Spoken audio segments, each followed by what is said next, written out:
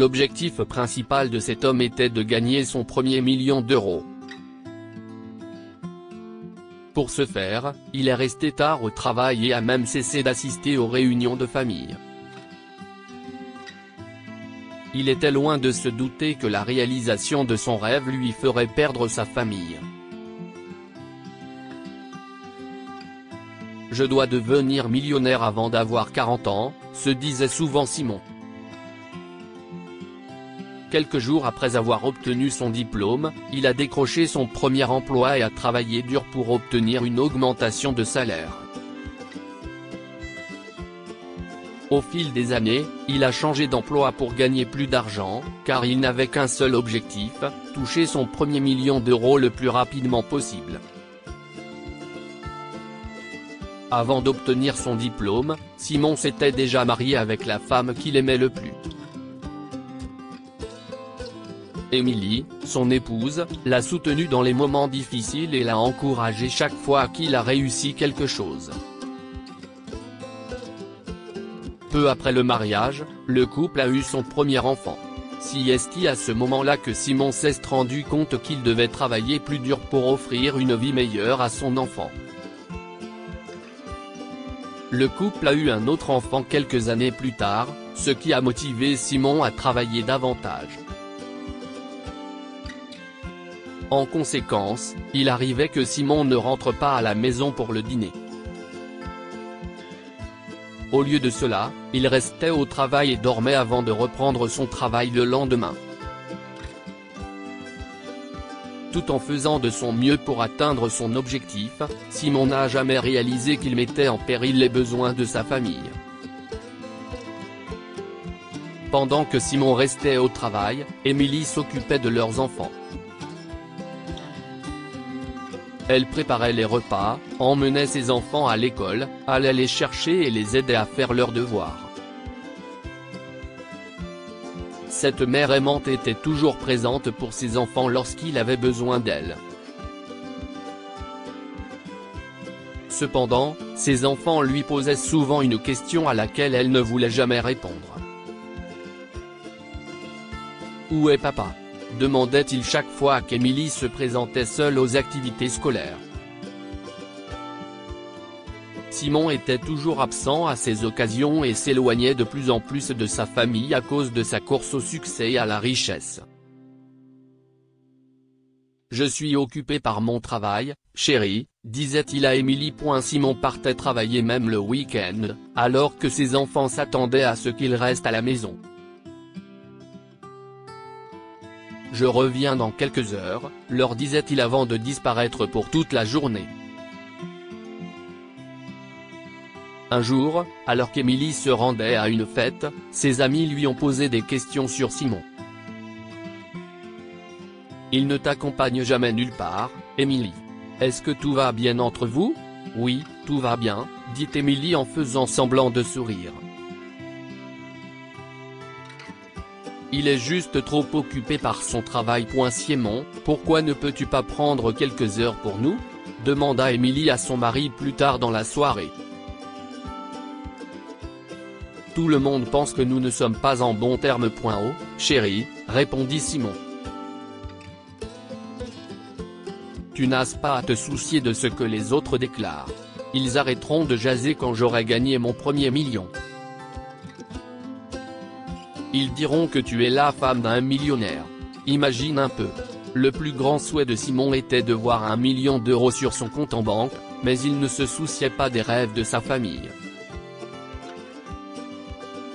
Sa femme veut passer du temps avec lui, tandis que ses enfants ont besoin de son attention.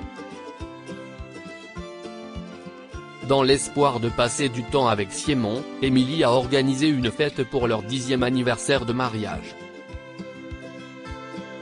« Simon, j'ai invité tous nos amis et notre famille.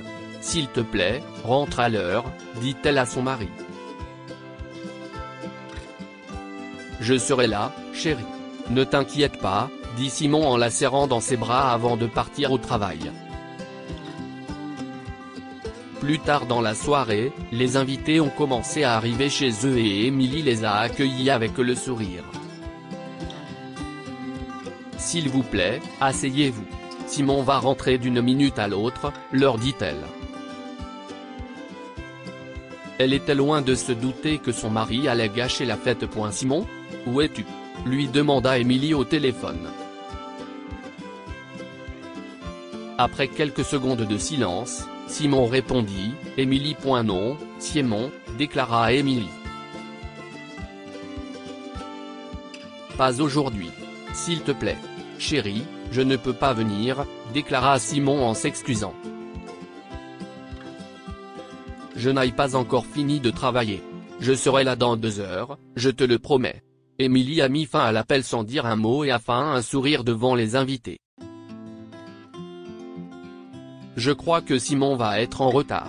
Je vais couper le gâteau toute seule. Faisant de son mieux pour cacher ses sentiments, Émilie s'assura que tous ses invités étaient bien nourris.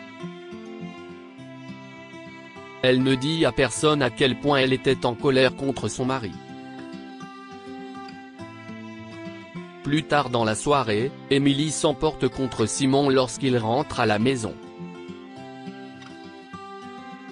Il faut que ça s'arrête, Simon, a-t-elle crié. Tu n'as pas idée de la gêne que j'ai ressentie devant tout le monde. Et tout ça à cause de toi.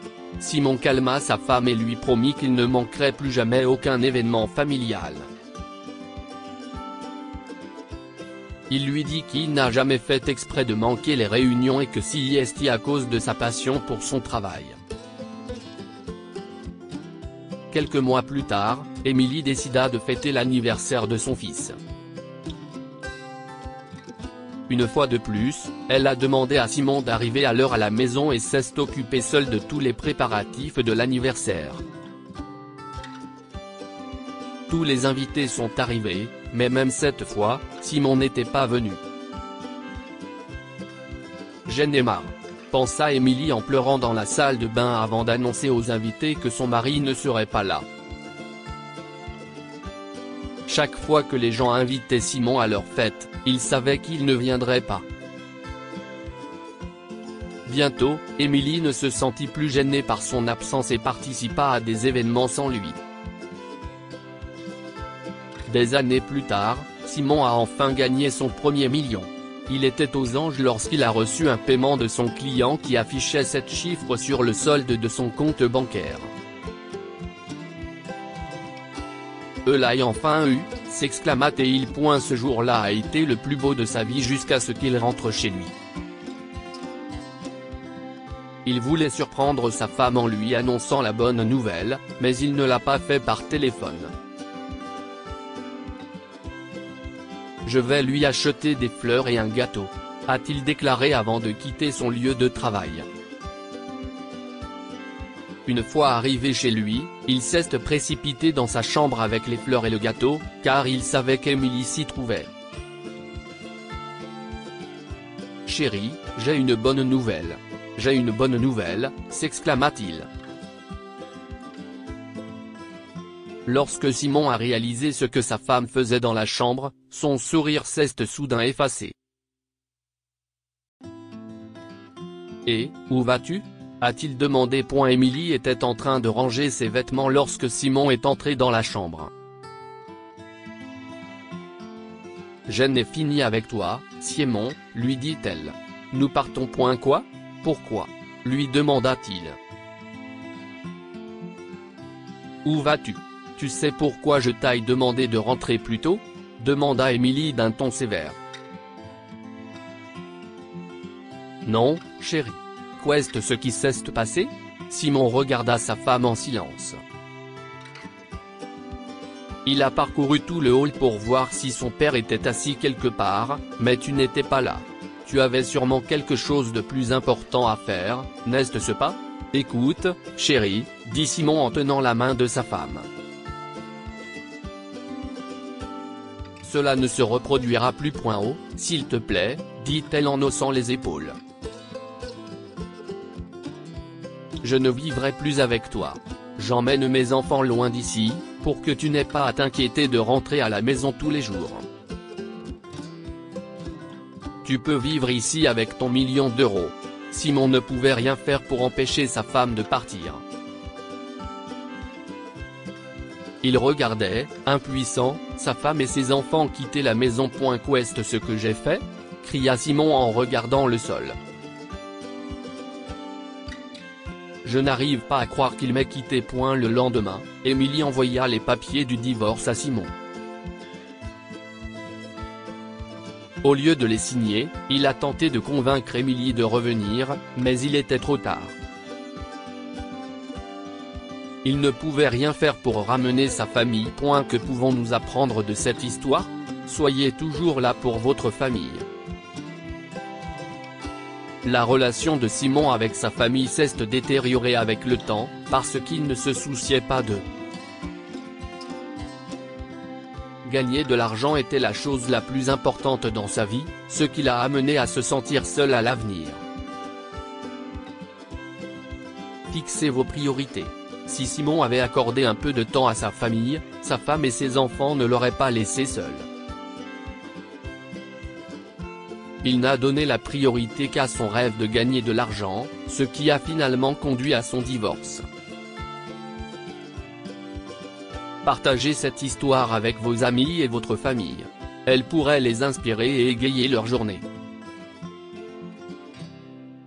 Si vous avez aimé lire cette histoire, vous aimeriez peut-être celle d'un homme qui a laissé son ex-femme sans le sou. Des années plus tard, elle lui a donné un pourboire de $1.